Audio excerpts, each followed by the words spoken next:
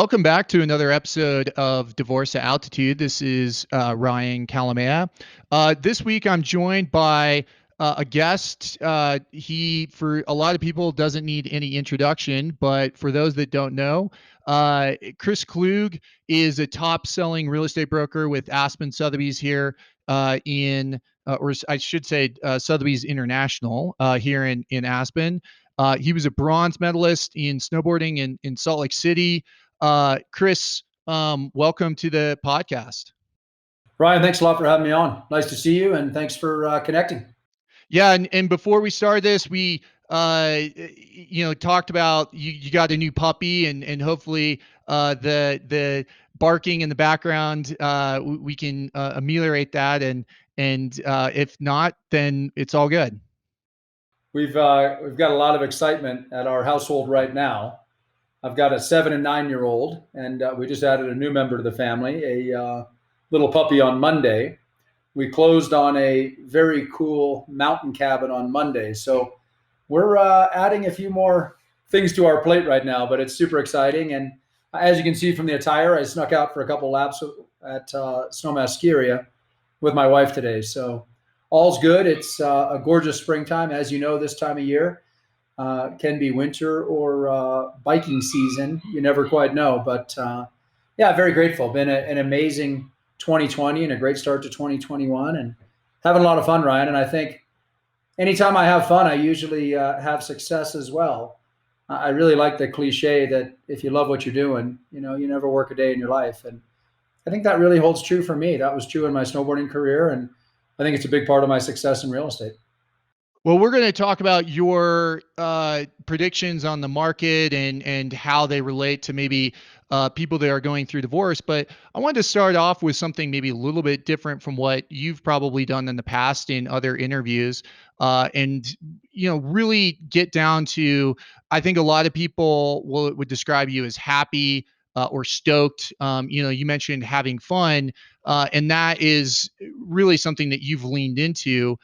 Is that something, the fun, the stoke, is that something you were born with, or is that something that you are intentional about? Well, I think was always my nature. I love what I'm doing, and obviously we all go through challenges in life. For me, being on a transplant waiting list and receiving a life-saving liver transplant, that was a very scary place to be. And yet, I think I tried to focus on the positive and then the time that I did have, and hoping and praying that I would get a second chance at life, and that wouldn't be the end for me. I think really my transplant only reinforced that life is really precious. And I know it sounds cliche, but my mantra in my snowboarding career in my life has always been enjoy the ride, don't take a single turn for granted. And I really try to make the most of every opportunity, and I'm very fortunate now to have had great success in my real estate career. I can kind of choose who I want to work with. If people are really, really difficult and unreasonable, and I'll often say, Kerry Wells might be a great fit, or Stephen Shane. You might be happier with Stephen Shane. I'm joking, but it's really I like what I'm doing. I get to work with a lot of very cool people. As you well know, it's one of the most stressful events in somebody's life, buying and selling one of their largest assets. And it's right up there with death and birth and divorce and buying and selling real estate. So talking about divorce and real estate, two of the most stressful events in somebody's life, I think really takes an advisor that is going to be unbiased and give you an unvarnished opinion of what's going on in the market and what their asset is really worth. And right now, what we're seeing, because the market is so active, because inventory is historically low, you're seeing a lot of brokers really sort of buy the listings or just throw out ridiculously priced numbers, 25% over maybe what the comps might suggest for something in a similar neighborhood. And that's not always a strategy that works. And I think as sellers sort of pick the numbers out of the sky and say, well, I would sell if I got this number, I'm not sure that's sustainable. I'm not sure double digit appreciation is sustainable. So some point, I think this will slow down. But as it stands right now, there's still very strong demand, and in Snowmass Village, where I live, as well as you, there's about 75% less inventory year over year, and about half that in Aspen. So a lot less choices, a lot less options, and still very strong demand. Yeah, I think there's some definite similarities in the real estate business as well as what I do. Is oftentimes people will come in, they'll call me and they'll be scared, they'll be stressed, and they want to hear that a guarantee on what exactly they're going to be paying or receiving. And it's really easy as a lawyer to kind of be in that sales mode and promise them, but then the expectations really get out of whack, and that is something you have to be trusted in order to give that candid advice. But we'll get into that. But I want to go back to something you mentioned about divorce and real estate and being stressful. And for someone that is going through a stressful time, what do you do to handle that stress? Are there various tactics or things that you do to manage those stressful situations? Well, it is a very stressful event for many people when they have a strong relationship, and their partner and themselves are on the same page, and everybody's excited about this opportunity, and they're really enthusiastic about pursuing this particular property or selling the house and moving on to the next chapter. It's still a stressful event when you have a couple that's maybe at odds and they're going through that stressful event. It only adds to the anxiety and the stress. So what I really try to do, I think, is really listen to both parties. I think it's critical that you typically, when you're listing something, you can identify who the decision maker is pretty quickly, and they're both involved, but maybe one of the partners isn't as invested in the sales process, and the other one really is. And there's no real rhyme or reason to that. Sometimes it's the husband, sometimes it's the wife, sometimes it's both, sometimes it's hard to tell. I think in the situation of divorce, you need to recognize that they're both decision makers, and really give, I think, equal credence and equal attention to both, and say, listen, my job is to not leave a dollar on the table for either of you. I'm going to fight hard for both of you. That's the only way I know how to do this business. And that sounds like a sales pitch and a bit self-serving, but there really is only one way to do this business, and that's fairly and honestly and with integrity. And I think if you sit somebody down and just say, listen, I fight for every dollar for my clients. I'm not going to leave a dollar on the table for either of us. And I respect that you guys are going through a challenging time in your lives, but I'm going to try to make this as unstressful as I can, and listen to both of you and hold your hands through the whole process. And really, that's our job. Is, yes, we are sales professionals, and I get very excited about the sales and the marketing process. That's really what I think I'm strongest at and what I really enjoy.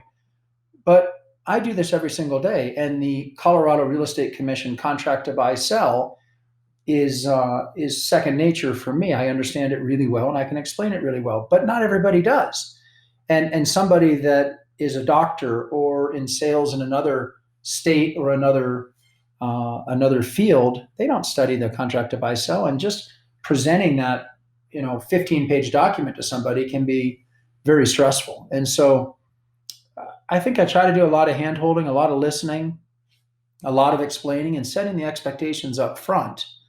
And then, I know you and I are going to talk a little bit about a comparative market analysis, and really doing an in-depth analysis, a very detailed analysis of their property. And when it comes to pricing, I'm getting a little in front of our conversation here, but there's three things to really consider when it comes to pricing.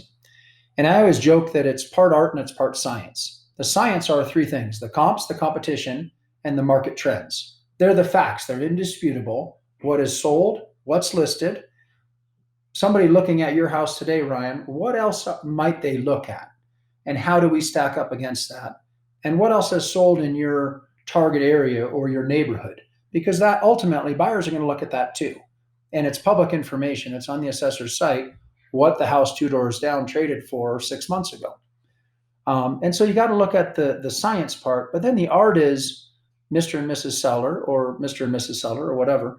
Um, what are your expectations and what is your timeline? And I think those are really important conversations to have up front. And if you don't do that in-depth analysis, if you don't have those conversations, I think you're setting yourself up for a rocky road in the relationship. Yeah, so for prior listeners, they know that we use these hypothetical or a fictional character. And Eric Wolf, he is a sophisticated business owner, and the story is that Melanie, his ex or his wife, soon to be ex-wife, they go to counseling, and she announces that she's hired a divorce lawyer. Let's assume that Eric is very familiar with the real estate market as a savvy uh, businessman, whereas Melanie may not have as much familiarity. How would you approach Eric to talk about the sales process, and how would that differ with Melanie? Well, I think I would start by just having a conversation with them, trying to kind of understand where they're coming from. We do a lot with the disc profile and recognizing it sounds like Eric might be a D and Melanie might be more like an S or a C. And they um, assimilate or they sort of sort through information differently. And so maybe the way you talk to Eric is a little bit different in how you present the information, how you might present the analysis, and it might be a little different than how you'd have to present that to Melanie. But what's critical is that you're both giving them your full attention, you're listening, and it's not, hey, I'm helping Eric more than Melanie. And I've done a lot of sales that were really the result of divorce.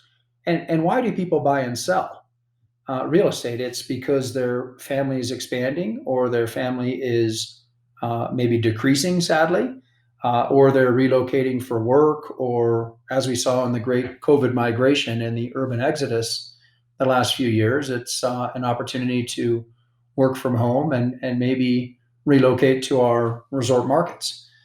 And so understanding what the motivation is first for selling, and then just really, I know it sounds like I'm repeating myself, but really listening and understanding where are Eric and where are Melanie coming from, and how do I best present that information to them? What's their behavioral style? What's their preferred communication style?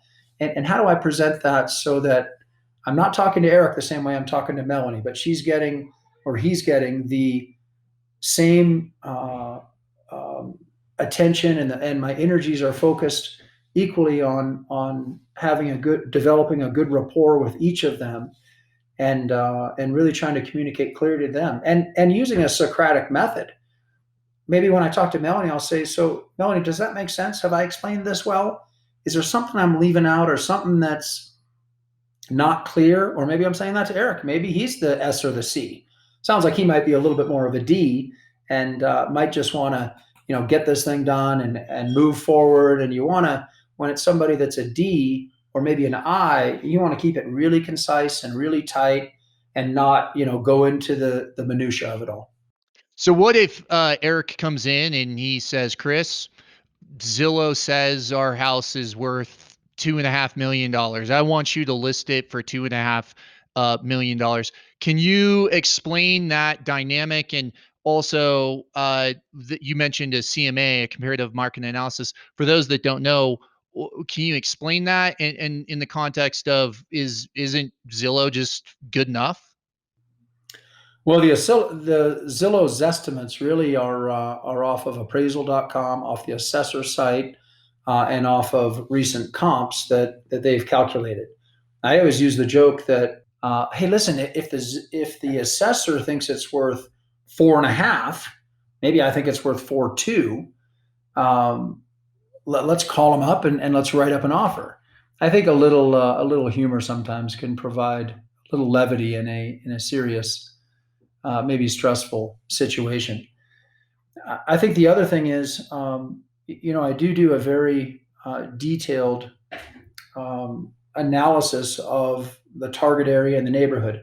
And then when you're doing a CMA, you really want to compare a comparative market analysis, really the best, no more than 3 or 4 comps, and then really drill down deep in that. Does that same house have a 2-car garage? Does it have a main level master suite? Was it remodeled in the last couple of years, or is it a 1975, dated genre or something of the 70s? So you got to make sure you're comparing apples to apples when you're doing that analysis. And then I think you have to have the conversation about the absorption rate. What is the seller's expectation in terms of how fast do Eric and Melanie in this scenario want to sell their home? Typically, the average days on market in the resort markets is close to 300 plus days. Right now, it's a lot quicker than that because inventory is historically low, and it's about half that. But not unusual for even a listing that's priced right, marketed very aggressively, staged beautifully. We've really done everything. We're leveraging our expansive social media platform. We're doing virtual reality floor plans. We're doing virtual tours on social media. We're doing everything that we had committed to in our 15-point marketing plan, and the property sits. You have to remember that in a lot of the resort markets, that it's very cyclic. We have a very pronounced off season, as you know as well as anyone.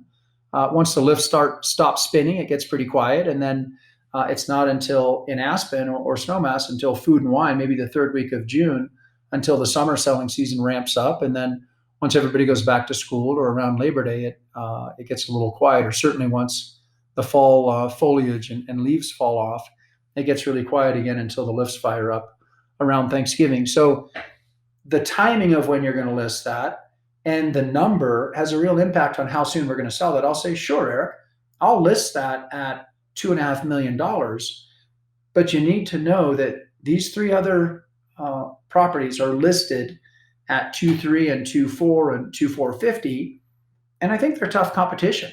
They're on the west side of Fairway Drive, and they have the big daily views. Your house is on the east side, and it's looking at the beaver ponds, which is also very cool. And you got to be careful when you have that conversation that they don't say, "Oh, you don't believe in my house," and then you're out the door, because it is hard to sell something if you don't believe in it.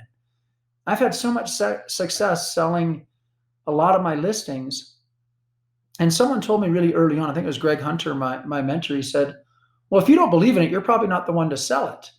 And that's true. Sometimes I walk into open houses, I walk into previews, and I'm just walking around kind of scratching my head. And maybe I'm not the right broker to sell that house.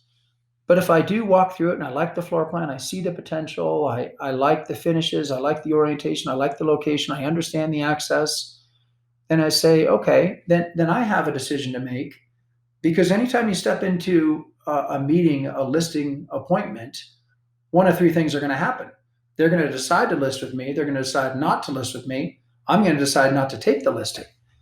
And I think after you spend thousands and thousands of dollars on properties that are overpriced and have some compromises, and you waste your money with no chance of selling that property, you start to be a little more discerning in your listing portfolio and what you can and can't sell.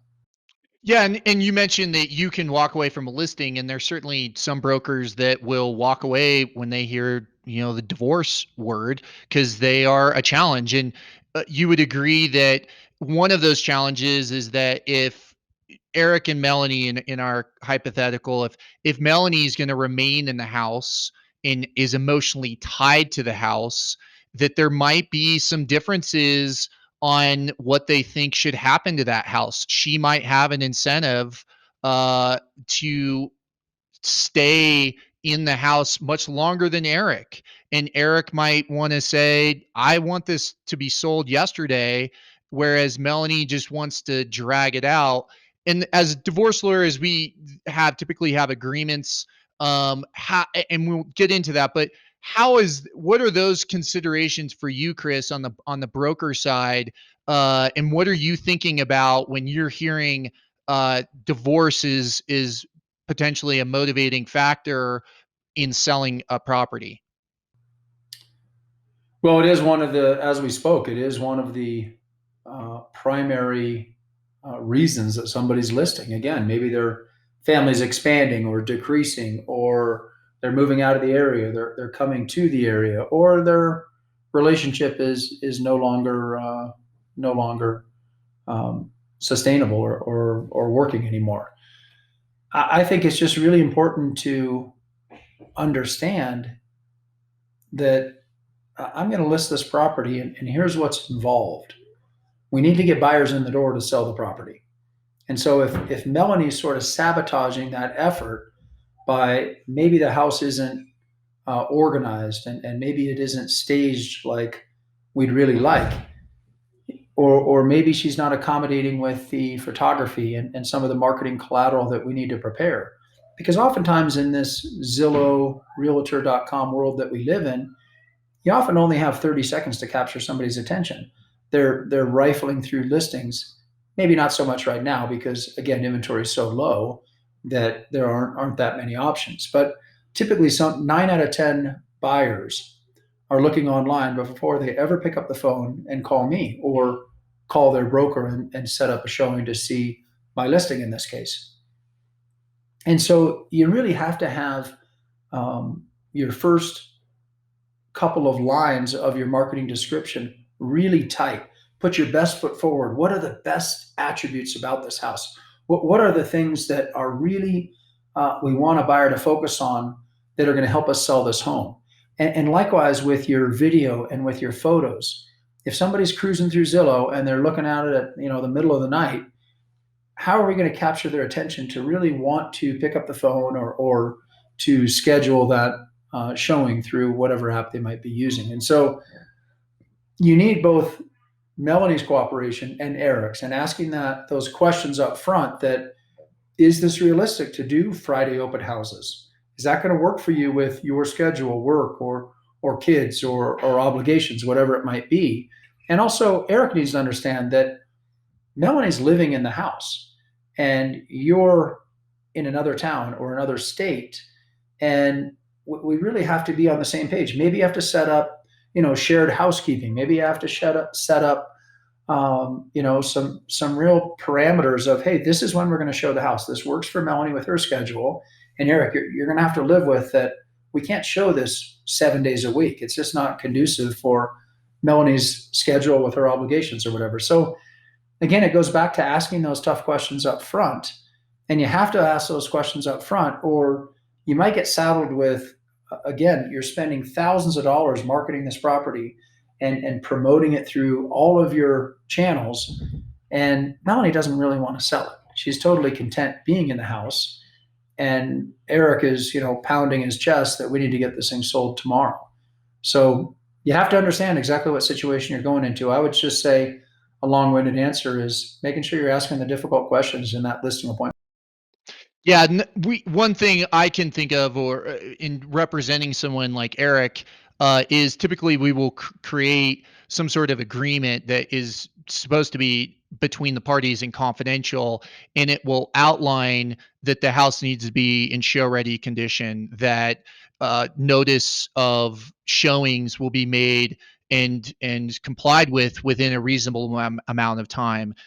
And it sounds as if what I'm hearing you say, and correct me if I'm wrong, is that it maybe even be helpful to be included in the marketing and the video and making sure up front before that listing agreement is maybe even signed, that working with divorce professionals like divorce attorneys, that it might be helpful for everyone to uh, understand what your expectations are to market and sell a house and get top dollar.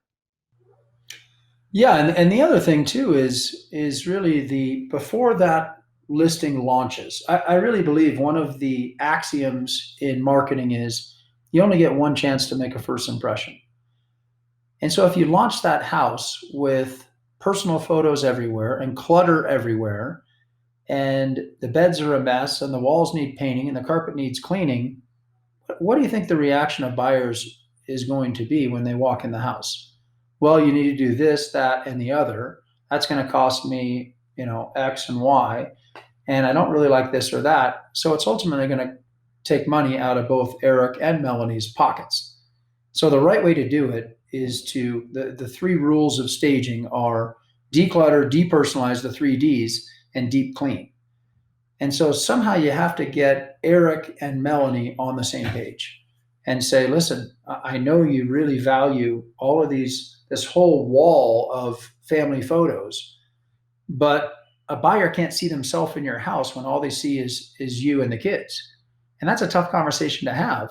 And often what you have to do is say, listen, we have to balance my goal of selling your house for top dollar. And when a buyer walks in the door, them having a positive experience and saying, I could see myself enjoying Thanksgiving dinner here. I could see myself enjoying great family, patio dinners out on this stone patio.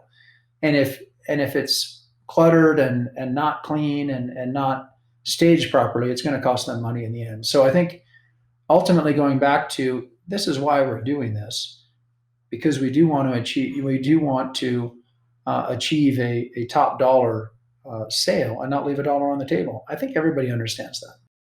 Yeah, and but certainly, going back to the story on Eric, there's a scene where he looks down at his phone and he starts scrolling through pictures of his family and he starts crying. And there is an emotional component when you're decluttering and depersonalizing that people are really confronting that this is in fact happening. I mean, it's inevitable, and as professionals, we all understand that, but it's difficult and can be an emotional process. Let's move on. I want to hear your thoughts on.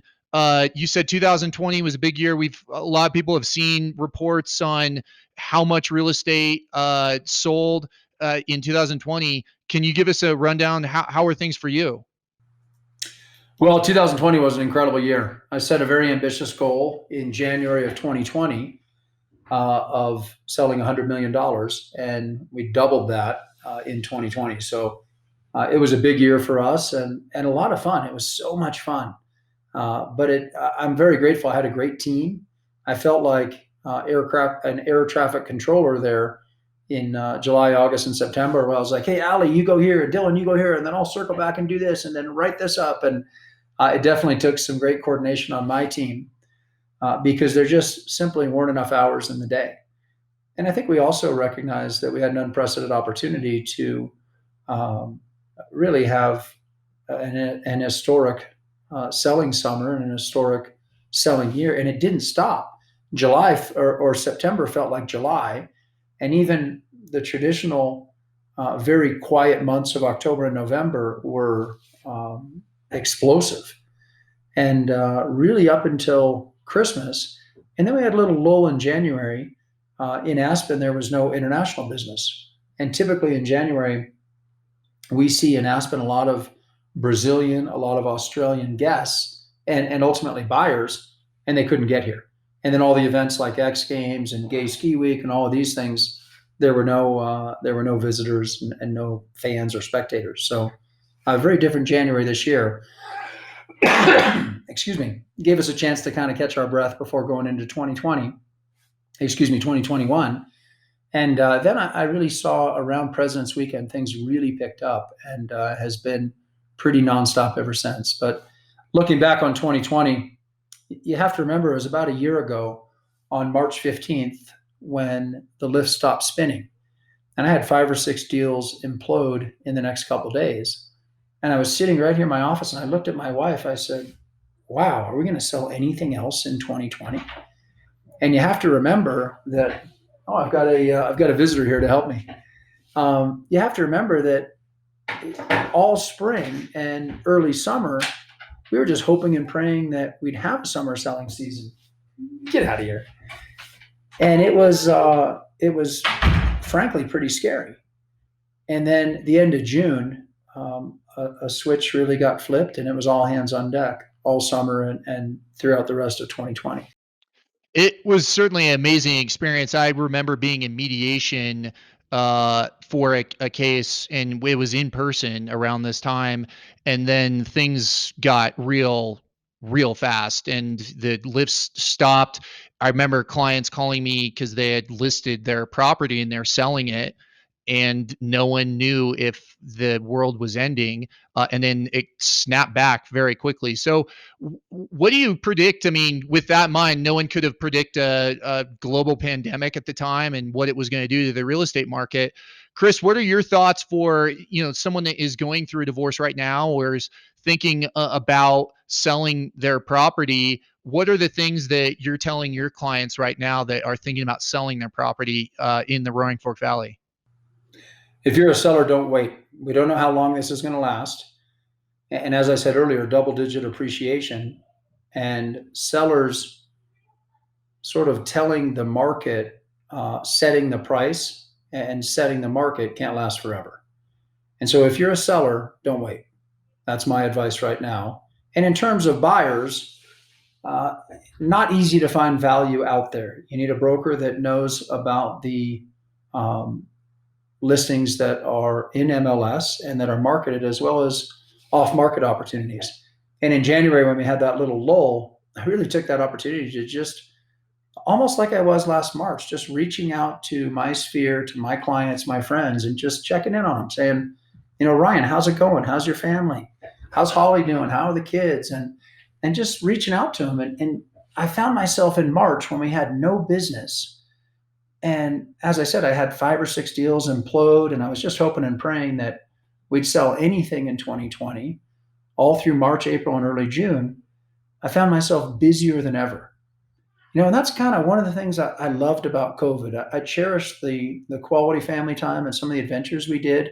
We weren't getting on commercial flights, but I loved the cherished family time. It was so special for us. But I also loved how it forced all of us to be more creative, to pivot, as we all say, but to really rethink our business, to rethink our marketing strategies and our communication. And so, as bad as COVID was, I don't want to sound insensitive and tone deaf. I did love the quality time with my family and those that I really care about the most. But I also love that it forced me to think a little out of the box and to improve as a sales professional with digital home tours and improving the experience on my website, knowing that people couldn't come see homes in person, and then figuring out the safety protocols and everything when we did resume showings. So it was an unprecedented 2020, and as I said, it's been an amazing ride. I'm very grateful to have been a part of it. And one of the neat things about real estate, as we wrap up this conversation, is you often see people at their best and their worst. And I'm sure you see it in your business too all the time. And that can be very challenging. But I always say to new brokers getting into the business, or new brokers with our company, Aspen Snowmass Sotheby's, I say you really have a good grasp on 5 things. You have to know the contractual process or the legal process. We're not lawyers like you, but you better figure out what the mediation clause means or anything. And you better understand that contract to buy sell.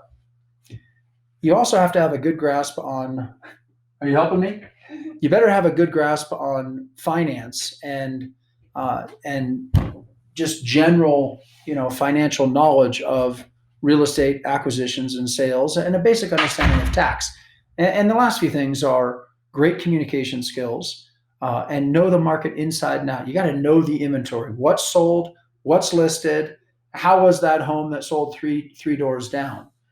And then you have to have some design, some construction, and some interior design background. We're not interior designers, we're not attorneys, we're not financial advisors. But you better have all of those skills to be successful in this business. You don't have to be a contractor and have built all your own homes and understand, exactly the pounds per square foot on the roof, but you better have a good understanding on the differences. And I would just say the last thing is, we are part psychologists sometimes too. And I know you are in your role big time. And I think I am too. And these are all human beings. And sometimes they're very close friends. Sometimes they're complete strangers. But we're really trying to help people. And one of the rules is you always put your client first. They're always first. And I think that's what real estate agents and sales professionals in general get a bad reputation, or sometimes it's a negative connotation because they just think of the sales professional as having commissionitis. They just want to earn the commission. But I think if we act as advisors and put our clients first and give them an unvarnished opinion of what's going on in the market, and then help hold their hands, act as interpreter and advisor, and put their interests first, at the end of the day, that will always serve you well, and you'll be successful, I think, in this business. And these are human beings. They're going through a very stressful transaction on their most important, their most valuable asset. And furthermore, their relationship is deteriorating when it comes to dealing with divorced clients. And so, listening, being compassionate, being an advisor and an interpreter to them. And at the end of the day, using that Socratic method of, Ryan, did I explain that well? Does that make sense? Or did I not? It seems like that I might not have done a very good job. Let me try to explain that in a different way. Asking a lot of questions and being a good listener, I think for me, especially when you've got a more complicated transaction with buyer and seller at odds, is critical. No, that really resonates with me, Chris, because dealing with people in a divorce context, there's certainly an acknowledgement that with a billable hour, if you're billing by the hour, there's a financial incentive to cause conflict. That is in contrast to the long-term business objectives for someone, like me. I tell people I could gouge you and give you, a huge bill in your divorce, but then you're going to leave a poor review online, and that's just bad business for me. It's one of the reasons that we were one of the only firms that does fixed fees, because then it relieves that issue. But then, another thing that you mentioned that really struck me was that we as divorce lawyers, we're working with real estate attorneys, we're working with real estate professionals like yourself, tax advisors. We don't know everything. We're kind of the quarterback on a bunch of different issues, including psychology and counseling. And so I think there's a lot of overlap between what we do. And it's a pleasure to have someone that you can trust, that is taking care of someone through a really difficult period, making decisions about real estate, making decisions about the future of their life. And sometimes it's a matter of protecting them from themselves, because people can oftentimes not know exactly what they want. Or they may want something or think they want something that is, you kind of feel that out or flesh that out with those questions. But Chris, for those that don't know how to find you, you're all over the place on social media. I think it's one of the real advantages for you. Where can people find out more about Chris Klug? Thanks a lot, Ryan. I appreciate that. My website, we work very hard on that, and have a lot of fun with it. And that's klugproperties.com. My last name, Klug properties.com. And that's our social media handle on most all of our social media channels, is at Klug Properties. And we really have a lot of fun. Listen, we're selling one of the greatest products in the world, and that is mountain alpine resort real estate. Specifically for me, it's Aspen Snowmass and the Upper Roaring Fork Valley. But whether it's my friends in Telluride or Crested Butte or Steamboat or Vail or wherever, these are all really, really special places. And I had the unique perspective of traveling and visiting on my snowboard all of these resorts. And I'm obviously an Aspenite through and through, and a little biased, but there's a lot of great places in Colorado and in and around the Rocky Mountains. And for so many years when I was snowboarding professionally, I was really, it sounds sort of corny, but I was really selling myself. And there's only so much support and so much money within the snowboard industry. And I really had to transcend the snowboard industry and find some other partners that could help finance my Olympic dreams. And you walk in there and you're like, hey, I'm a snowboard racer and this is what I'm doing. And people would be like, wait, what? And now, that I had so many doors slammed in my face, and I had some great partners that were really my partners through my whole career. But it taught me, I think, the communication skills, and it taught me really how to have those conversations. And ultimately, now I'm not selling myself and trying to solicit sponsorships and endorsements to support my snowboarding dreams. Now you're selling one of the greatest lifestyles in the world. So on my social media channels and on my website, I really try to portray that yes, you're buying this house, and this is the siding, this is the standing seam roof, and this is the window package and the white oak imported German wide plank flooring. But at the end of the day, do you realize that that's all open space beneath you, and you have incredible single track coming right out of your property, and maybe the Melton Ranch Trail, you can ski or snowboard right back into your house.